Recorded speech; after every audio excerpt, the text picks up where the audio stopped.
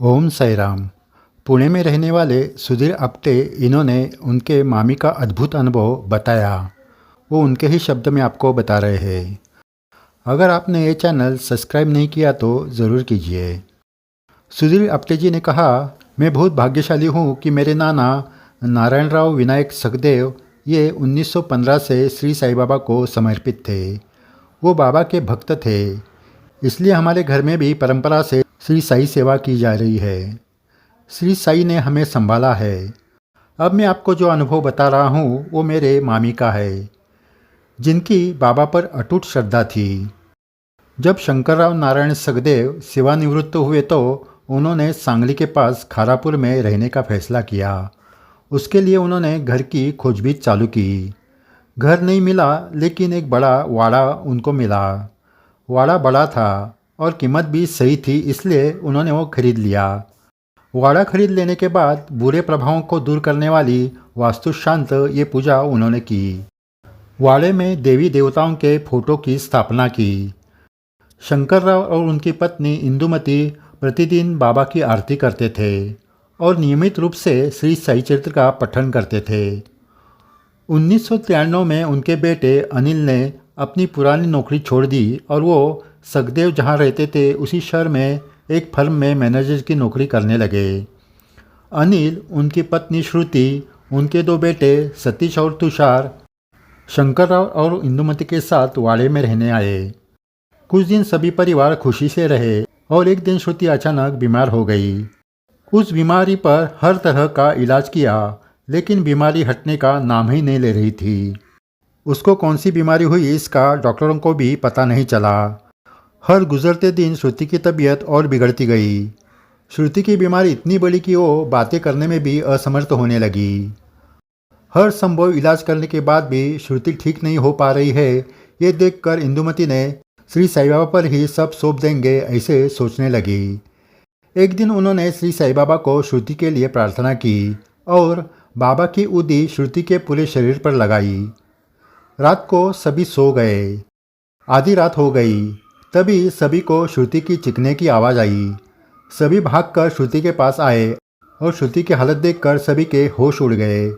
श्रुति अपने दोनों हाथ से अपना ही गला दबा रही थी और जोर जोर से चिल्ला रही थी। इंदुमती उसके पास गई और उसने अपनी पूरी ताकत लगाकर श्रुति के दोनों हाथ उसके गर्दन से छुड़वाए।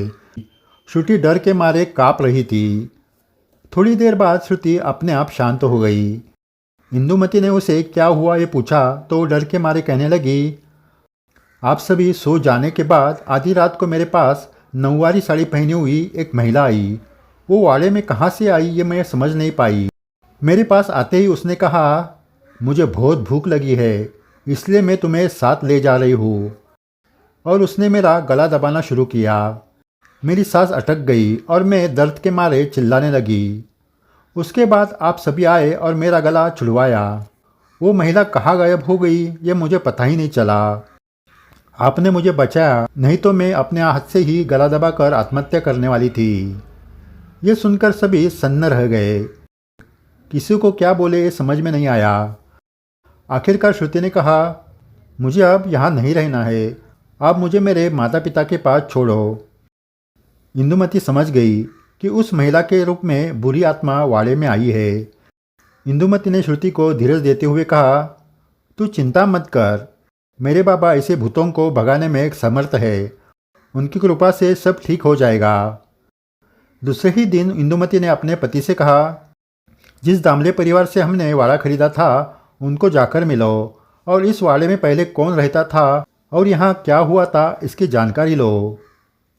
उस तरह शंकरराव दामले जी के घर गए। उन्होंने वाड़े के बारे में पूछा। तब दामले जी ने कहा, इस वाड़े में पहले काथे नाम का परिवार रहता था। वो बहुत कठिन परिस्थिति में जी रहे थे। उनके परिवार में 6 बच्चे थे और उनकी माँ रखमाबाई फिर से गर्भवती हुई थी। उसके पति पहले ही सबको संभालने में असमर्थ थे, इसलिए रखमाबाई निराश हो चुकी थी। ऊपर से उसका पति रखमाबाई की पिटाई भी करता था। इन सभी की वजह से रखमाबाई अपना मानसिक संतुलन खो बैठी। एक रात इस पागलपन से उसने एक कुएं में अपनी जान दे दी। अगले 6 वर्षों के भीतर उसके पति और 6 बच्चों की किसी न किसी कारण से मौत हो गई।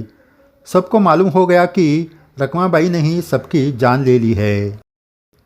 बाद में हमारा परिवार उस वाड़े में रहने लगा।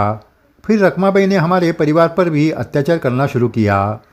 इससे तंग आकर मैंने एक संत की शरण ले ली थी। उन्होंने मुझे ये वाड़ा किसी आध्यात्मिक व्यक्ति को बेचने के लिए कहा जो रोज़ पूजा और धार्मिक अभ्यास करता हो। मुझे पता चला कि आप श्री साईं बाबा और देवी के भक्त हो, इसलिए मैंने आपको वाड़ा बेच दिया। शंकरराव को अब सब सच सच पता चला था। उन्होंने घर आकर इंदुमती को सारी बात बताई। इंदुमती ने श्री साईं बाबा को प्रार्थना की, बाबा, वाड़ा खरीदने से पहले हमने आपके सामने चिट्ठियाँ डाली थी। उस चिट्ठी के माध्यम से आपने हमें ये वाड़ा खरीदने की अनुमति दी थी। अब जब हमारी बहू यहाँ रहने आई तो उस पर आपने मुसीबत क्यों डाल दी?